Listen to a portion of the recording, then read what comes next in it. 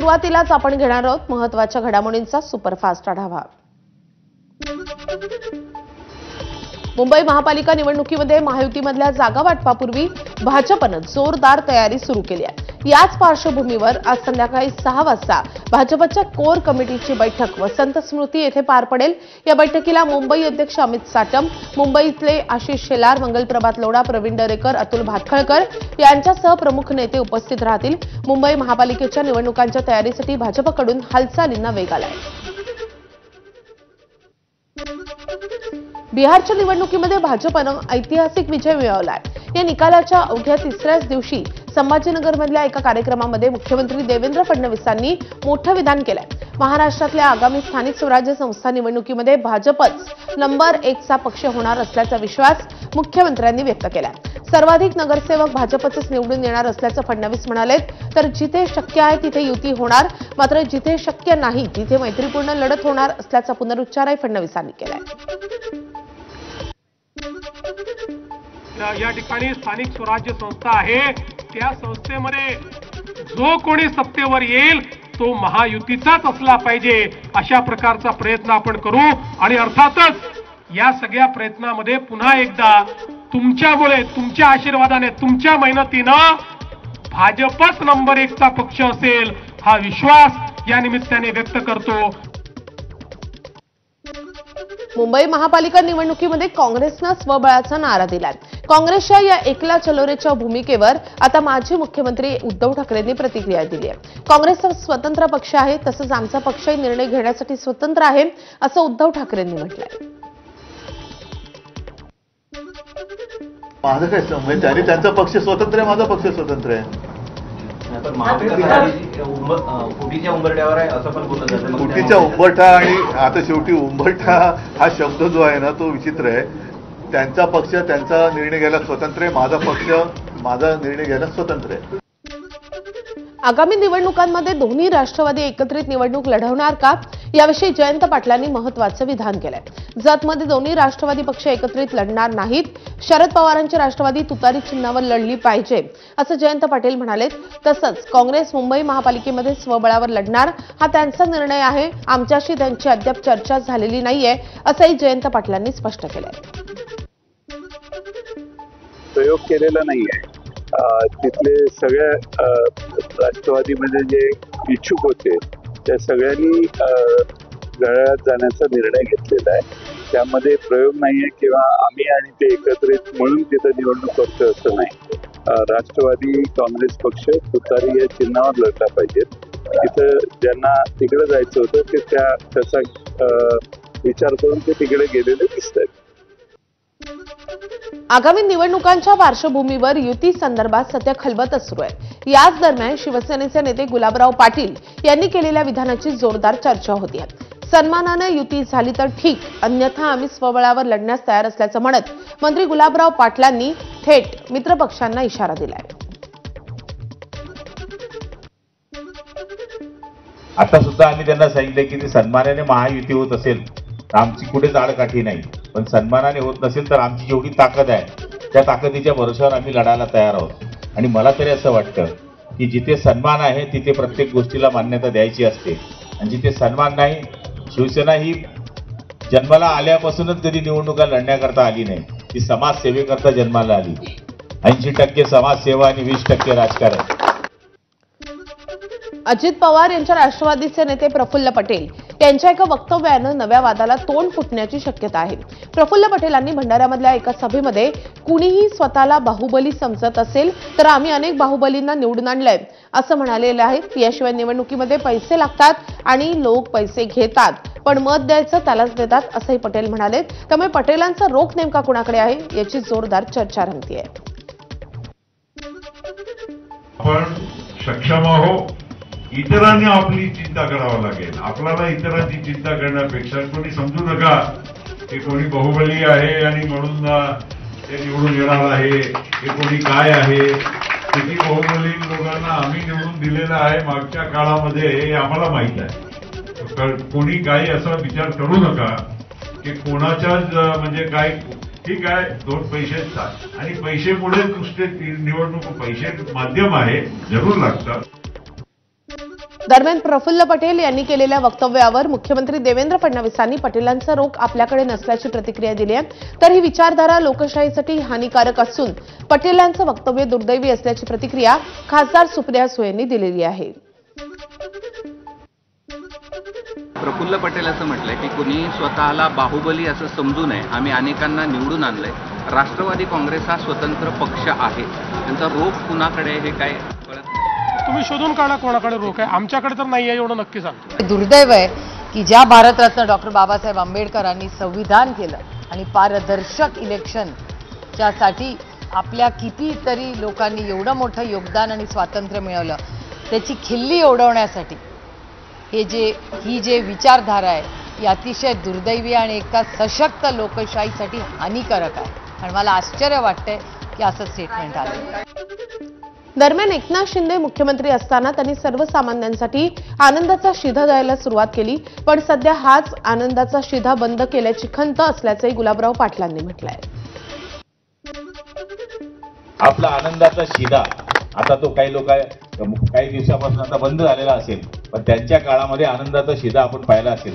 दसरा आला तर आपला किराणा आपल्या रेशनवर आपल्याला मिळायचा, दिवाळी आली तर आपल्याला मिळायचा, 100 रुपयामध्ये आनंदाचा शिधा मिळायचा. जी योजना शिवसेना प्रमुखांनी सुरू केली होती शिवभोजन योजना, ती सुरू करण्याचा प्रयत्न शिंदे साहेबांनी केला. सिंधुदुर्गमधल्या मालवणमध्ये नगराध्यक्षपदासाठी ममता वराडकर यांनी उमेदवारी अर्ज दाखल केलाय. यावेळी शिंदेच्या शिवसेनेचे आमदार निलेश राणेंच्या उपस्थितीमध्ये जोरदार शक्ती प्रदर्शन करण्यात आले. दरम्यान आम्ही कुणाला आव्हान देत नाही आणि घेतही नाही. आम्ही विकासाच्या मुद्द्यावर निवडणूक लढवणार असल्याची प्रतिक्रिया निलेश राणेंनी दिली आहे. यावेळी राणेंनी मित्रपक्ष भाजपलाही टोला लगावलाय. आणि जे आमच्या ह्या फॉर्म्युल्यावर चर्चा करतायत, आमच्या अस्तित्वाची चर्चा करतायत, त्यांनी आमचे फटाके आणि आमचा गुलाल बघण्यासाठी त्यांनी तयारी करावी 3 तारखेला. माझं थेट लक्ष हे मालवणच्या विकासावर आहे, जिल्ह्याच्या विकासावर आहे. तिथून कसोबरी मी त्याच्यामध्ये हलणार नाही. अजित पवार यांच्या राष्ट्रवादीचे नेते योगेश क्षीरसागर यांनी भाजपमध्ये प्रवेश केलाय. पत्नीसह त्यांनी राष्ट्रवादीला रामराम ठोकत भाजपचं कमळ हाती घेतलंय. ऐन निवडणुकीच्या तोंडावर बाहेरून आलेले नेते नवे प्रयोग करत असल्याचं म्हणत क्षीरसागरांनी अजितदादांची साथ सोडली आहे. रायगड जिल्ह्यामध्ये शिंदेची शिवसेना आणि अजित पवारांचे राष्ट्रवादी यांच्यामधला वाद सर्वश्रुतच आहे. महाडमध्ये सुनील तटकरेंनी उमेदवारी अर्ज दाखल करताच शिवसेनेचे आमदार महेंद्र दळवींचा चांगला समाचार घेतलाय. दळवींनी केलेली वक्तव्य निंदनीय आहेत आणि आपल्यावर टीका करणारी माणसं ही न्यूनगंड आणि भयगंडानं पछाडलेली आहेत आणि त्यामुळे आम्ही भाजपसोबत नेटानं काम करू असा इशारा तटकरेंनी शिंदे सेनेच्या आमदारांना दिलाय. ज्या पद्धतीने वक्तव्य करण्याचा प्रयत्न केला गेला, न्यूनगंडांनी पछाडलेली भयगंडांनी पछाडलेली माणसं अशा पुढचे वक्तव्य करतात. परंतु भारतीय जनता पक्ष, राष्ट्रवादी काँग्रेस पक्ष नेटाने या जिल्ह्यामध्ये महायुतीच्या माध्यमातून काम करणार आहे. रायगडच्या महाड नगर परिषदेची रणधुमाळी जोमानं सुरू आहे. महाड नगर परिषदेमध्ये महायुतीमधले राष्ट्रवादी काँग्रेस आणि भाजपची युती झाल्यामुळे महायुतीमध्ये ठिणगी पडली आहे. महायुतीमधल्या शिवसेनेने सर्व 20 उमेदवार जाहीर केल्यामुळे एकला चलोचा नारा दिलाय. आम्ही लोकसभेला वाकडी मान केली असती तर सुनील तटकरे यांची टांगा पलटी आणि घोडे फरार अशी अवस्था झाली असती असा टोला गोगावलेंनी लगावलाय. शिवाय या निवडणुकीमध्ये दूध का दूध आणि पाणी का पाणी होईल ते थोडे दिवसामध्ये पाहायला मिळेल असा इशारा देखील त्यांनी राष्ट्रवादीला दिलाय. आमची नीतिमत्ता, आमची नियत हे आम्ही खासदारकीला दाखवून दिली. तुम्हाला सगळ्यांना माहिती आहे. जर आम्ही थोडीशी वाकडी मान फिरवली असती, मी असो, दळवी असते, रविशंकर असते, आमचा योगेश कदम असते, तर टांगा पलटी घोडे फरार हे लक्षात ठेवा. कारण जर कॅल्क्युलेशन केलं तर ह्याच्यावरती आता आम्ही फार वेगळं काय बोलणार नाही. कारण निवडणूक आहे आणि निवडणुकीला आता ते पण सामोरे आहेत. आम्ही आत्ताच होईल जाईल ना काय ते दूध का दूध पाणी का पाणी, मग पुढचं बघू आपण. जालना महापालिकेमध्ये सध्या महायुतीमध्ये मोठा संघर्ष पाहायला मिळतोय. लोकसभा आणि विधानसभा निवडणुकीनंतर महापालिका निवडणुकीतही रावसाहेब दानवे आणि अर्जुन खोतकर यांच्यामध्ये शाब्दिक युद्ध सुरू झालंय. युतीवरून शिवसेना आमदार अर्जुन खोतकर यांनी भाजप आणि रावसाहेब दानवेंवर टीका केली आहे. भाजपला कुणाची गरज नसून त्यांना एकला चलोरेची हौस आली आहे अशी टीका खोतकरांनी केली आहे. त्याला तर रावसाहेब दानवेंनी प्रत्युत्तर दिलंय. एकीकडे युती करायची म्हणायचं आणि दुसरीकडे मित्र पक्षावर आरोप करायचे हे संयम ढळल्यासारखं आहे. स्वतः महापौर पदाचा उमेदवार जाहीर करून दुसरीकडे युतीची चर्चा करायची हे चुकीचं आहे असंही दानवे म्हणाले. पत्र द्यायचं, युती करायची म्हणायचं आणि मित्र पक्षावर आरोप करायचं, मला असं वाटतं थोडा संयम ढळल्यासारखं वाटतं. थोडा संयम ठेवला पाहिजे. एका बाजूला नाव डिक्लेअर करायचं महापौराचं, दुसऱ्या बाजूला युतीला बसा असं म्हणायचं, हे सुद्धा मला असं वाटतं चुकीचं आहे. पण त्यांच्यासोबत आम्ही बसू, बसल्याच्या नंतर निर्णय करू. एक तर खरं आहे की जालना महापालिकेवर भगवा ध्वज फडकायचा आहे. शिंदे साहेबांनी काल मत व्यक्त केलं, त्या मताशी मी सहमत आहे. बस म्हणजे फक्त मित्र पक्षाने थोडा संयम ठेवला पाहिजे, याच्यापेक्षा काही नाही. नागपुरात भाजपनं शेवटपर्यंत युतीसाठी सकारात्मक प्रतिसाद न दिल्यानं शिंदेच्या शिवसेनेनं विदर्भामधल्या 55 नगर परिषदा आणि नगराध्यक्षपदाच्या उमेदवारांना एबी फॉर्म वाटायला सुरुवात केली आहे. विदर्भामध्ये शिवसेना स्वबळाच्या तयारीत असल्याची पाहायला मिळते. त्यामुळे विदर्भात अनेक ठिकाणी तिरंगी आणि चौरंगी लढत पाहायला मिळेल. तसंच नागपूर जिल्ह्यामध्ये 27 पैकी 19 ठिकाणी एबी फॉर्मचं वाटप झालं असून उर्वरित ठिकाणी आज एबी फॉर्मचं वाटप केलं जाणार असल्याचं कृपाल तुमाने यांनी सांगितलंय. नागपूर जिल्ह्यात होऊ घातलेल्या 15 नगर परिषद आणि 12 नगर पंचायतीच्या निवडणुकीपैकी आज आम्ही शिवसेना पक्षाच्या वतीने 19 नगर परिषदेचे एबी फॉर्मचं वाटप केलेलं आहे. भारतीय जनता पक्षासोबत युतीचा आम्ही प्रयत्न केला, परंतु ते शक्य झालं नाही. त्यामुळे आम्ही आता मैत्रीपूर्ण लढती करणार आहोत. भाईंदरमध्ये ठाकरेंच्या शिवसेनेचे समन्वयक मनोज मयेकर यांना लाच घेतल्याप्रकरणी अटक झाली आहे. यावर परिवहन मंत्री प्रताप सरनाईकांनी जोरदार टीका केली आहे. सर्व निष्ठावंत शिवसैनिकांनी खऱ्या शिवसेनेमध्ये प्रवेश केलाय आणि उरलेले सर्व खंडणीखोर आहेत असं प्रताप सरनाईकांनी म्हटलेलं आहे. मनोज मयेकर आणि आरटीआय कार्यकर्ता किरण मांजरेकरांनी दुय्यम निबंधक अधिकाऱ्याकडून 25 लाख रुपये खंडणी मागितल्याची तक्रार आली होती. तसंच समाज माध्यमांवर बदनामी करण्याची धमकी दिल्याचंही समोर आलंय. या प्रकरणी खंडणी विरोधी पथक आणि गुन्हे शाखेकडून कारवाई करण्यात आली असून अशा प्रकारच्या घटनांवर कठोर कारवाई करण्याची मागणी प्रताप सरनाईकांनी केलेली आहे. उबाटामध्ये राहिलंच कोण? खंडीखोरच राहिलेत. खंडी मागणार आणि स्वतःची झोळी भरणार.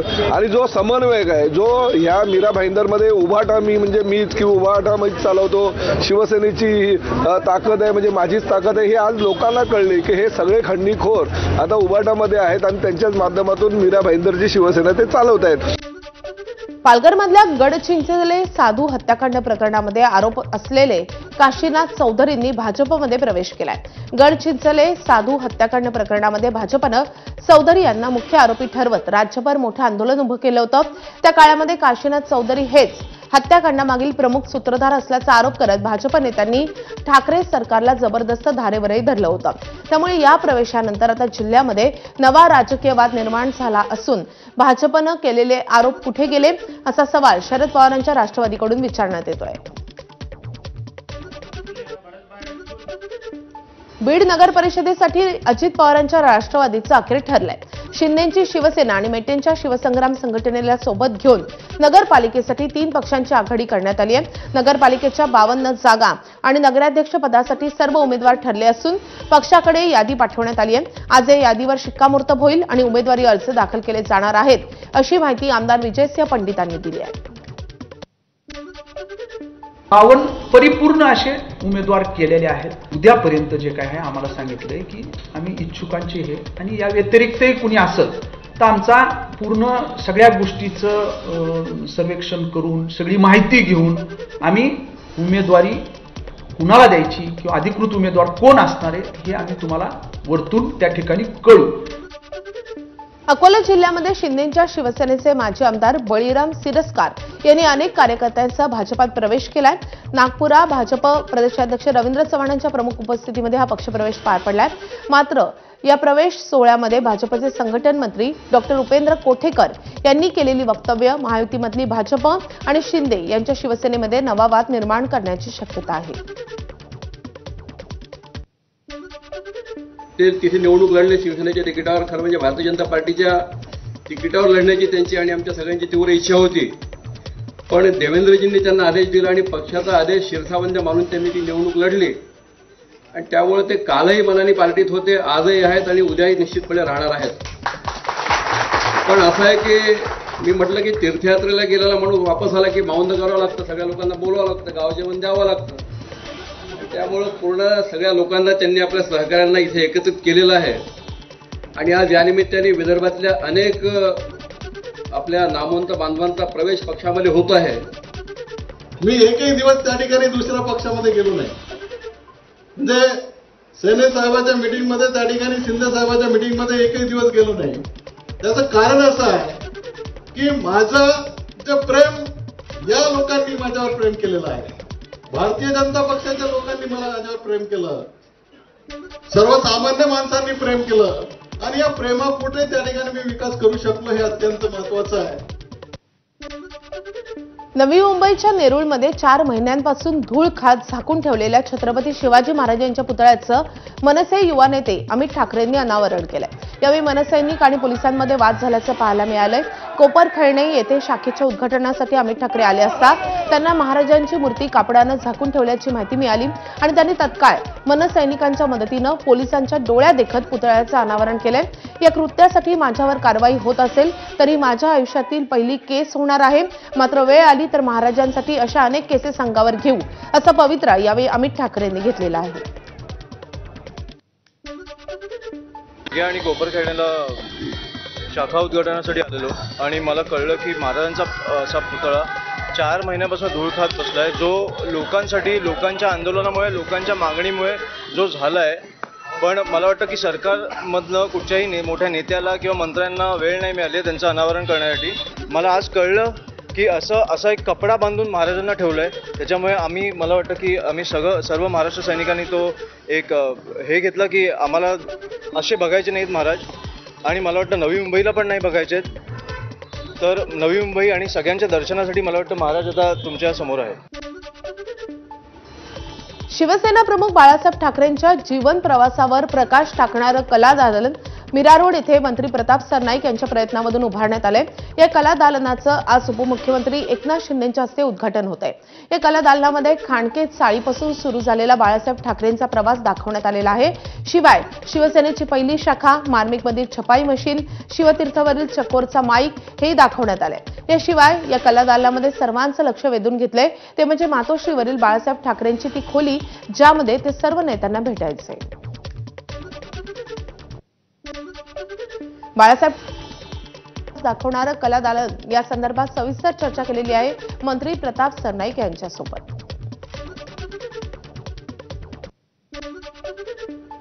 बाळ केशव ठाकरे ते बाळासाहेब केशव ठाकरे, हिंदू हृदय सम्राट बाळासाहेब ठाकरेंचा जो जीवन प्रवास आहे हा मीरा भाईंदर येथील कला दालनात साकारण्यात आलेला आहे.